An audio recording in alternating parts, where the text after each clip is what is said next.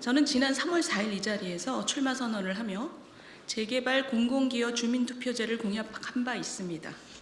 서울 주택 공급 대책의 일환이었지만 그 본질은 지자체장의 횡포로부터 주민을 보호하고 자율성을 보장하는 것이었습니다.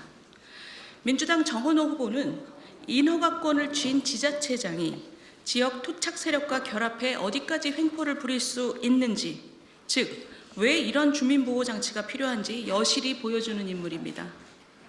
제가 이틀 전 제기한 소위 굿당 의혹에 대해 정원호 후보 측은 어제 해명을 시도했지만 그 내용은 정원호 후보가 얼마나 무책임하며 정직하지 못한지 다시 한번 확인시켜 주었습니다.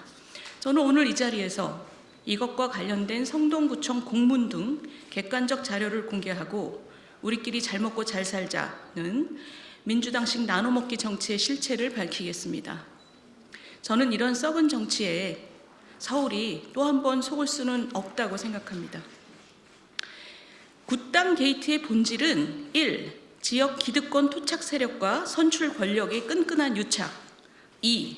철저한 무능 행정입니다. 구조는 이렇습니다. 용한 점집이라고 스스로 광고하는 굿당을 지역 정치인들이 조례를 발의해 유적으로 지정, 구청장이 나서서 굿당 후원 행사를 열며 홍보, 해당 굿당 무속인의 사위는 구청장을 비호하는 기사를 수시로 올리며 구청 광고비의 72%를 독점하는 지역 언론사의 편집국장, 너무나 거대하고 뿌리 깊은 지방 권력 유착망입니다. 이번 굿당 의혹은 이런 내부자 그룹의 정점인 구청장이 무속인 가족의 이권을 보장하려다 관련법에 저촉된다는 걸 뒤늦게 발견하고 발을 빼다가 주민들의 이익을 침해한 것으로서 처참한 수준의 무능입니다. 이를 이렇게 저질러 놓고 정원호 후보 측은 기부 체납 관련 모든 내용은 무속인과 조합의 일일 뿐 구청과 상관없다는 해명을 내놓았습니다. 정원호 측 해명 1. 무허가 건물, 기존 굿당입니다. 이것을 조합이 현금 25억 원에 매수하고 굿당을 신축해 기부 체납하는 것은 조합과 무속인 간 합의일 뿐 구청과 상관없음. 팩트체크입니다. 애초에 기피시설인 굿당을 조합이 아파트 내에 지은 것은 재개발 계획이 구역 지정에서 한번 탈락한 후 구청이 이를 조건으로 걸었기 때문입니다. 2008년 구청은 굿당과 부속 건물을 지어 기부 체납하고 관리권을 무속인에게 지정하라는 공문을 조합에게 발송했습니다. 정원호 구청장 시기였던 2016년 12월 29일 사업 시행 인가가 났는데 그 직후 작성된 조합과 무속인 간 첫 번째 합의서는 아기시당 측이 구역 지정부터 사업 시행 인가까지 최대한의 도움과 협조를 하였는 바 보상 및 최종 합의를 완료하고 종결한다고 명시했습니다. 이는 무속인과 조합 간의 협의가 성동구청 인허가 과정과 분리된 문제가 아니라는 점을 시사합니다. 아기시당이 재개발 인허가 과정에서 도대체 어떤 영향력을 구청에 발휘해 도움을 줬는지 정원호 후보는 해명해야 합니다. 두 번째 합의서는 2019년 6월 18일에 작성됐는데 핵심 내용은 신축 굿당의 성동구청 기부 체납입니다.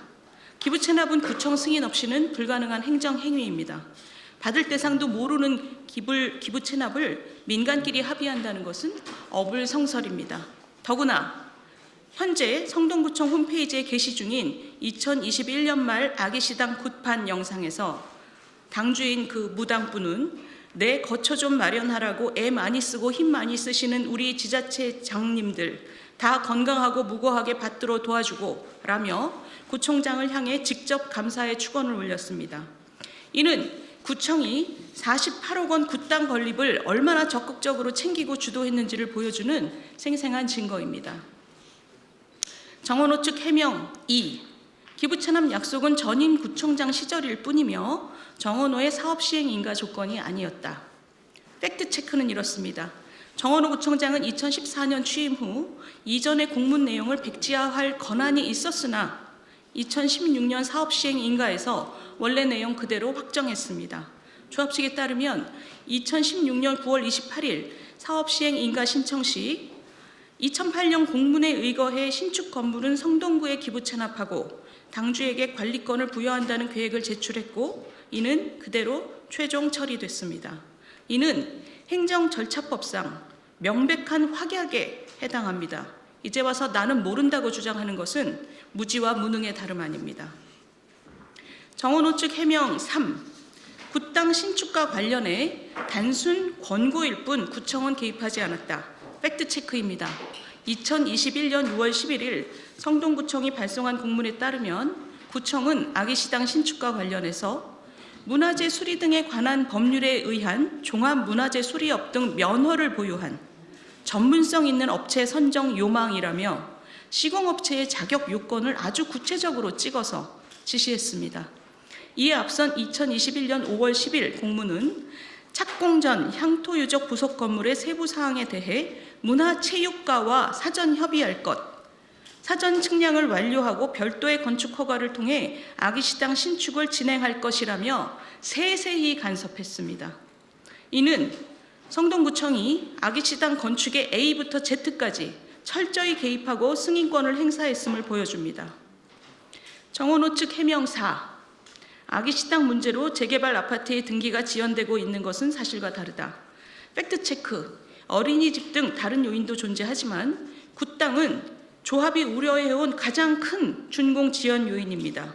2024년 10월 31일 조합은 일부 부서에서 아기시당 등에 대해 구청으로 소유권 이전받기를 거부하고 있다. 조합은 아기시당 건축을 하지 않아도 되는 것인지에 대한 내용 증명을 성동구청장에게 직접 보냈습니다. 이후 조합은 읍소조의 질의서를 계속 보냈지만 묵묵부답이 계속되어 2025년 3월에는 취득세까지 조합이 대리 납부했습니다. 조합은 이로 인해 준공 등 재개발 정비 사업 전반에 대해 막대한 지장이 발생하고 있다는 공문을 발송한 바 있습니다. 무엇보다 정원호 후보 측은 아기시당의 뒷배 역할을 하는 지역 언론사와의 유착 의혹에 대해 단 한마디의 해명도 하지 않고 있습니다. 정원호 후보의 구청장 재임 기간인 2021에서 5년까지 성동구청은 지역 언론사 성동저널 한강타임스에게 2억 3천만 원의 광고비를 몰아줬습니다. 언론사 단 한 곳에 전체 광고비의 72%를 지급한 것입니다. 이 신문은 지금 이 순간에도 정원호 후보를 비호하는 기사들을 쏟아내고 있습니다. 성동구청은 도대체 무슨 명분과 절차에 따라 이곳에 막대한 광고료를 지급했는지 해명해야 합니다. 지금 정원호 후보는 여러 의혹을 받고 있으면서도 제대로 된 해명을 단 한 번도 하지 않고 있습니다. 고액 후원자 업체의 일감 몰아주기 의혹, 멕시코 칸쿤 외유성 출장 의혹, 고액 후원자인 강간 혐의자의 성동문화원장 재임용 의혹 등 문제가 제기될 때마다 궤변만을 늘어놓고 있습니다. 이번에도 마찬가지입니다. 정원호 후보는 12년 동안 성동구청장을 하면서 성동구를 자신만의 왕국으로 타락시켰습니다. 심지어 야당 구의원들이 아무리 관련 자료를 요구해도 성동구청은 이를 무시하며 미루거나 자료가 없다며 아나무인의 사보타주를 했습니다. 정원호 후보는 지방자치 실패 사례 그 자체입니다. 구청장이라는 권력으로 패거리를 키우고 그 패거리에게 콩고물을 나눠주며 권력을 유지했습니다. 존경하는 서울시민 여러분, 이런 정치 세력 때문에 대한민국의 지방자치는 지금 실패하고 있습니다. 그러나 여기는 서울입니다. 미래로 나아가야 할 대한민국의 심장입니다. 우리의 자부심 서울이 이런 지저분한 정치에 발목을 잡혀서는 안 됩니다. 밥그릇 공동체를 만들어 서로 챙겨주고 나눠 먹던 사람이 서울시장이 된다면 서울은 이권 패거리들의 잔치상이 될 것입니다. 이런 사람이 어떻게 부패한 공생구조를 끊고 서울을 혁신하며 발전시킬 수 있겠습니까? 이미 우리는 박원순이라는 뼈아픈 역사를 겪었습니다. 다시 잘못된 과거를 반복하게 둘 수 없습니다. 막아야 합니다.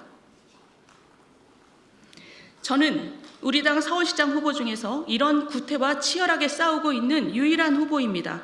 저 윤희숙, 서울의 방향을 제대로 제시하고 구태 행정을 타파하겠습니다. 썩어가는 지방자치를 바로 세우겠습니다. 감사합니다.